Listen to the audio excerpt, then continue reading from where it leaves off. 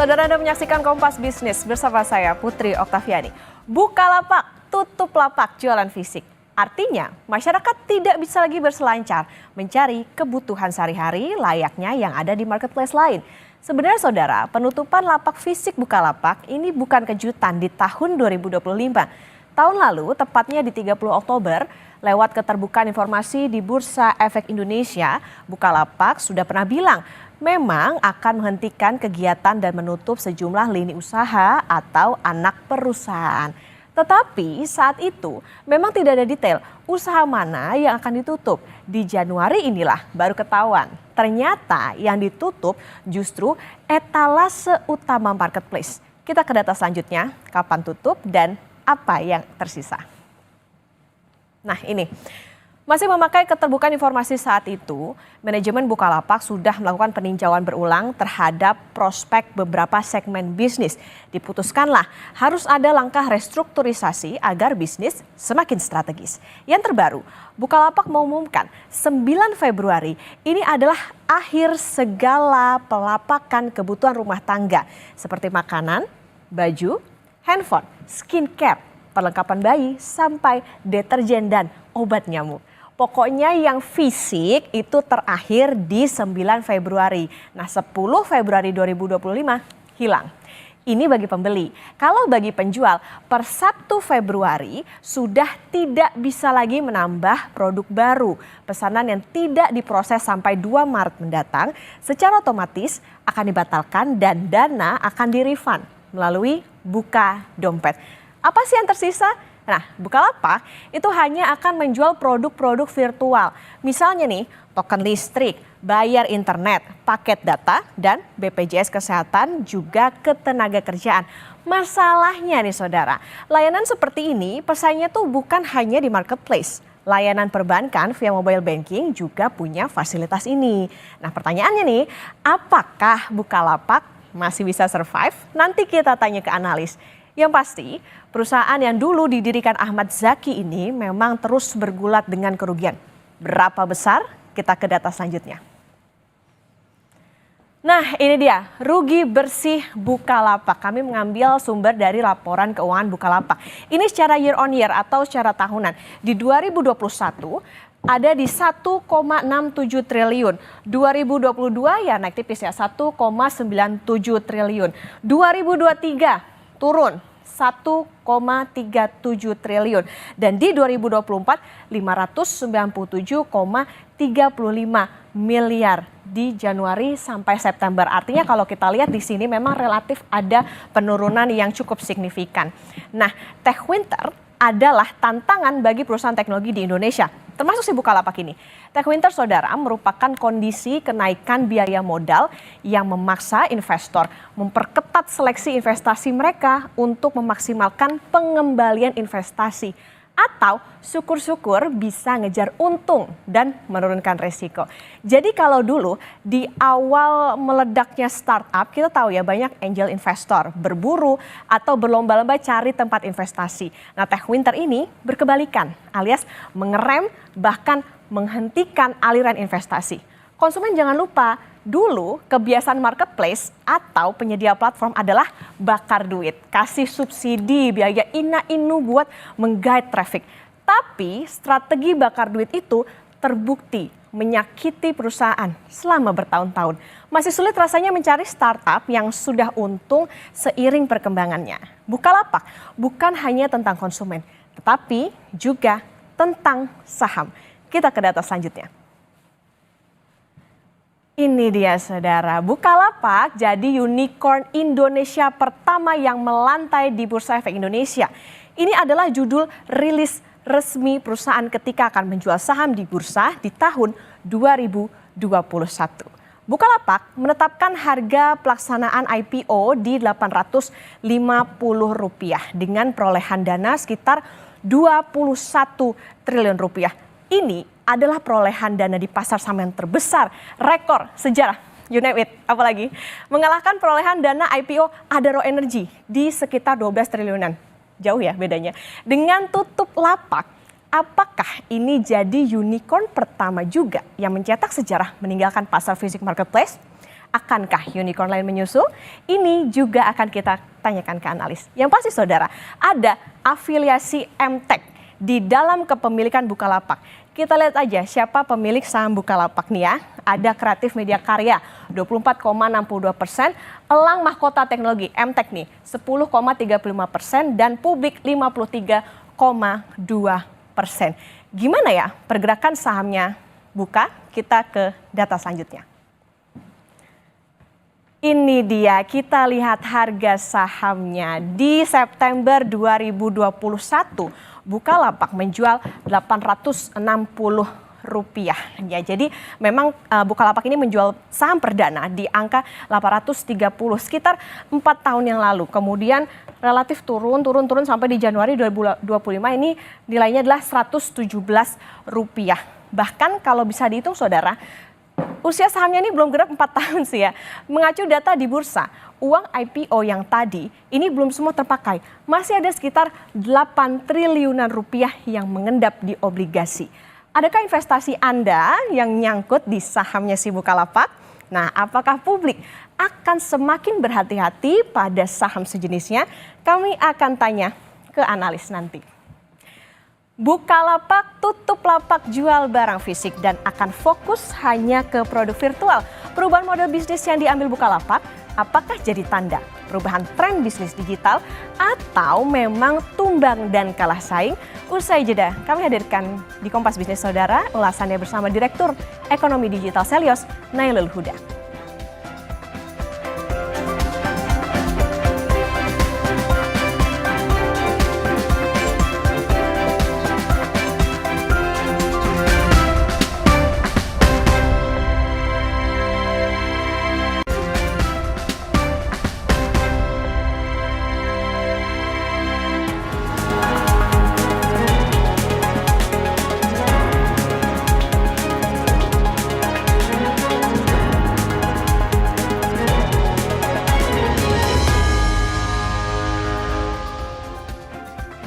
Bukalapak tutup lapak jual barang fisik dan hanya akan jualan produk virtual.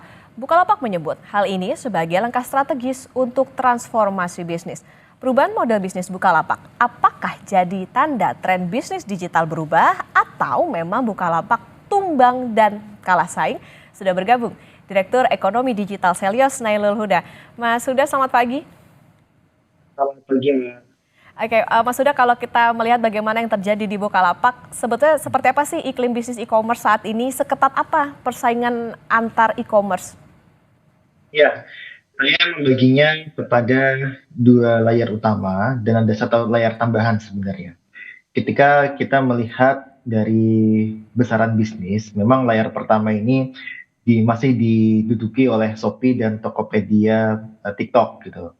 Nah, kemudian layar kedua itu ada Lazada, Blibli, dan Bukalapak tentunya.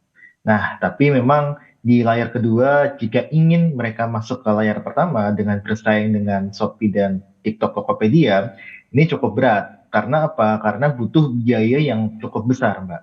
Nah, ini yang kita lihat sebenarnya masyarakat Indonesia ini kan masih price oriented consumer ya, artinya masih mementingkan harga gitu. Kita nggak sama mungkiri, saya pribadi pun masih sama gitu kan, bahwa harga ini menjadi variabel utama dalam hal pembelian barang ataupun jasa. Nah, ketika ada satu startup yang dia tidak bisa mendapatkan pendanaan, ini tentu mereka akan kesulitan untuk bersaing, untuk compete dengan para pesaingnya. Seketat itu memang, dan memang salah satunya lagi adalah ditopang oleh inovasi. Nah, inovasi yang dilakukan oleh pesaingnya itu sangat-sangat tinggi sekali. Ada program affiliate, ada program live shopping dan sebagainya yang ini tidak dimiliki oleh Bukalapak. Makanya Bukalapak sekarang jauh tertinggal dibandingkan dengan pesaing-pesaing yang memang dulu sangat ketat sekali bersaingnya, tapi sekarang Bukalapak nampaknya akan jauh dan sudah menutup lapaknya untuk penjual. Oke, berarti bisa dikatakan sebetulnya bukan hanya soal permodalannya aja gitu ya, tapi bagaimana inovasi, kemudian juga adaptasi soal tadi ada live shopping dan lain-lain, kemudian juga bagaimana perang yang harga yang ditawarkan begitu Mas Huda? Ya, tentu baik lagi ketika perusahaan itu ataupun startup itu dia memiliki dana yang cukup, inovasi itu sangat mudah Oke, nah dilakukan sebenarnya. Kita lihat sebenarnya. Ya, ya. ya Mas Huda, kalau kita mengingat juga kan memang ada tren bakar duit nih yang dilakukan e-commerce di Indonesia. Taruhlah di awal-awal juga kan banyak yang kasih bonus, kupon dan juga gratis ongkir dan lain-lain. Nah, gimana sih sebetulnya tren bakar duit ini, apakah masih berjalan sampai saat ini? Kemudian apa resikonya tutup sebelum profit? Ya, kalau kita lihat tadi tren bakar uang ya. Kalau kita lihat sebenarnya ini kan sangat terkait dengan karakteristik dari platform dan juga dari konsumen. Nah, konsumen kita yang price oriented consumer tentu bisa melihat informasi harga barang di toko A, toko B, platform A, dan platform B. Nah, kita bisa membandingkan harganya. Nah, ketika kita bisa membandingkan harganya, otomatis sebenarnya harga ini akan menjadi patokan utama bagi konsumen untuk memilih sebuah barang. Ini tidak terlepas juga dari karakteristik dari platform yang dimana mereka masih membutuhkan pendanaan. Inilah yang saya sebutkan sebagai lingkaran dari platform ini yang dia susah untuk keluar dari lingkaran bakar uang. Platform itu butuh untuk lebih banyak konsumen. Untuk apa? Untuk meningkatkan valuasi. Valuasi meningkat, itu dia akan mendapatkan pendanaan. Nah, pendanaan digunakan lagi untuk bakar uang. Makanya ini saya sebut sebagai lingkaran setan untuk bakar uang. Makanya ini kalau saya bilang harus ada pet sebenarnya bagi setiap perusahaan untuk bisa mengambil profit. Misalkan ada dia tetap bakar uang masih ada tapi dikurangi ataupun mereka selected consumer yang dia mendapatkan promo dan sebagainya, yang ini bisa dilakukan untuk bisa menghindari mereka terjebak bakar uang terus gitu. Nah, ini yang sebenarnya tengah tren terjadi walaupun kita masih melihat beberapa e-commerce itu masih bakar uang, dan ini yang terkait dengan permodalan juga. Kita tahu pesaing lainnya itu mendapatkan fresh money dari perusahaan maupun dari IPO ataupun dari model bisnis lainnya. Nah, ini yang tidak terjadi di Bukalapak sepertinya. Oke, resikonya tutup sebelum profit apa, Mas Huda? Ya, tentu kalau kita lihat risiko yang paling besar dihadapi oleh Bukalapak itu penurunan harga saham pastinya. Kita lihat harga saham Bukalapak ini turun gitu kan, memerah, yang ini akan menimbulkan pasti dari sisi investor retail itu akan melepas saham dari Bukalapak karena dinilai ini tidak sesuai lagi dengan apa yang dilakukan di awal ketika itu Bukalapak menjadi pesaingnya e-commerce. Sekarang Bukalapak hanya menjual produk virtual, di mana produk virtual pun itu juga ada persaingan yang ketat juga di situ. Oke, berarti bisa ditangkap bahwa dengan tadi resiko penurunan harga saham, apakah para investor ini jadi agak takut gitu untuk nantinya ke saham-saham yang ya seperti Bukalapak ini bergerak di sektor e-commerce? Ya, kalau kita lihat sebenarnya ini sangat terkait dengan individu perusahaannya ya, bahwa perusahaan ini dia bisa mengelola dengan baik apa yang didapatkan di IPO atau tidak gitu kan. Nah, yang kita sayangkan sebenarnya adalah dari Bukalapak ketika mereka IPO mendapatkan dana yang cukup besar, tapi mereka tidak bisa memanfaatkan dana tersebut untuk bisa bersaing dengan Shopee ataupun dengan Tokopedia. Nah, yang dilakukan Bukalapak itu justru adalah dia berinvestasi di berbagai sektor ya, di berbagai sektor baik itu SBN ataupun sektor-sektor startup digital lainnya gitu. Nah, ini yang kita sayangkan sebenarnya. Apakah memang dari awal Bukalapak mendapatkan dana itu tidak untuk bersaing dengan e-commerce, tapi lebih mengembangkan usahanya, bukan hanya di e-commerce tapi juga perusahaan investasi. Nah, ini yang kita sayangkan sebenarnya dari langkah Bukalapak ketika IPO di awal itu. Oke, lagi-lagi masalah persaingan antar e-commerce. Mas Huda, Bukalapak sekarang artinya nantinya akan jualan cuma token listrik, pulsa, pembayaran BPJS. Tapi kan saat ini mayoritas layanan keuangan misalnya perbankan, kemudian juga Techfin juga punya gitu. Apakah strategi ini hanya ngulur waktu supaya nggak tumbang lebih cepat? Atau seperti apa, seberapa bisa survive sih dengan inovasinya Bukalapak dengan cuma jual produk-produk ini?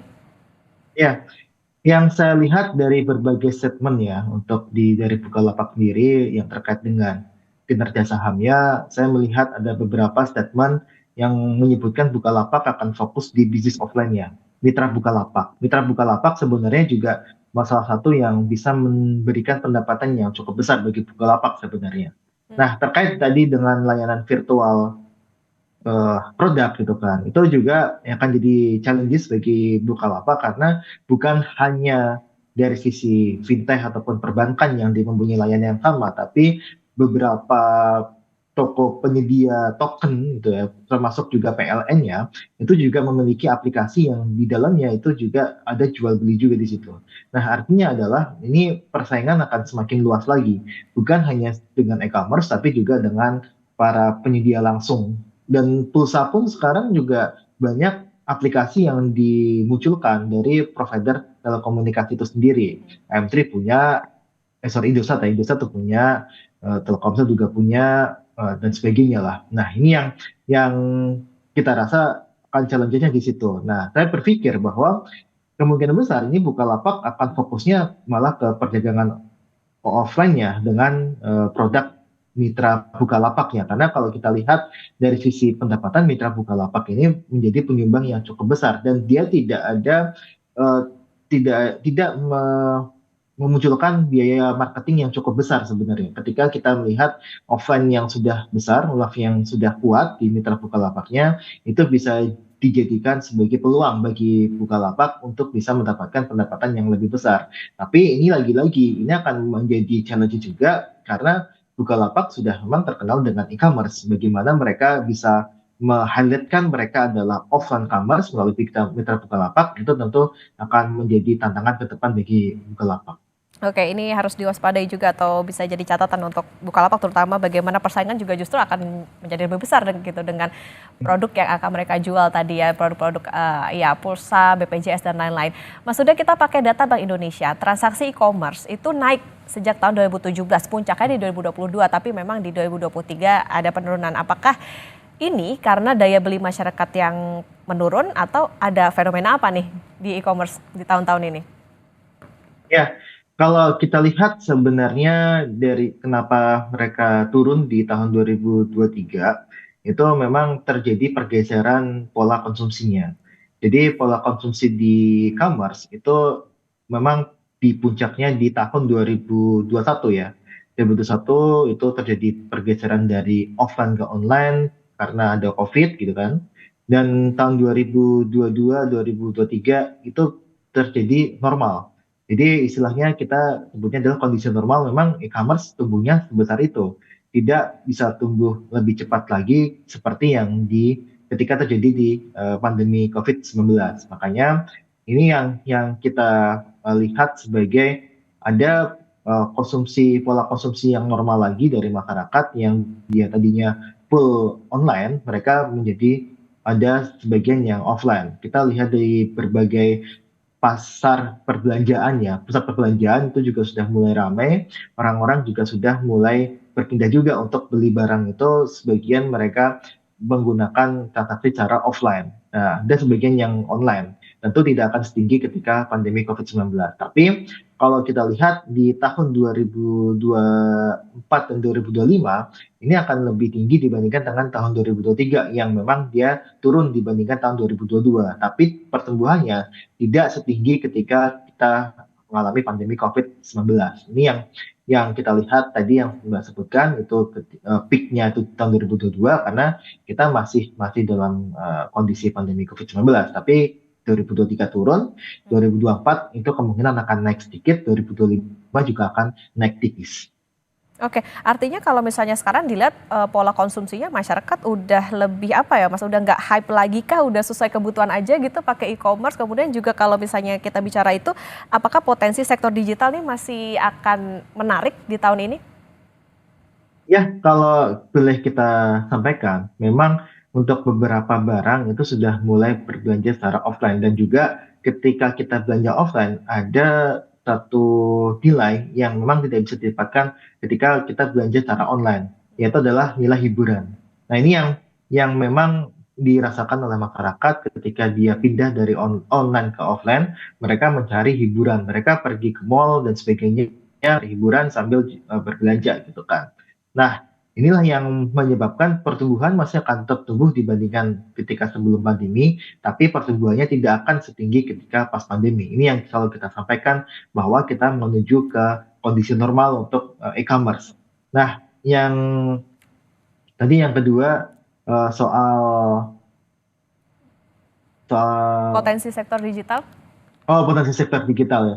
Ya, saya masih meyakini bahwa sektor digital ini dia masih bisa tumbuh gitu kan. Karena kita lihat sebenarnya ada penetrasi internet yang masih berjalan di Indonesia. Kemudian kita juga melihat masih ada peluang-peluang bagi beberapa startup baru yang ingin mengisi ya kan.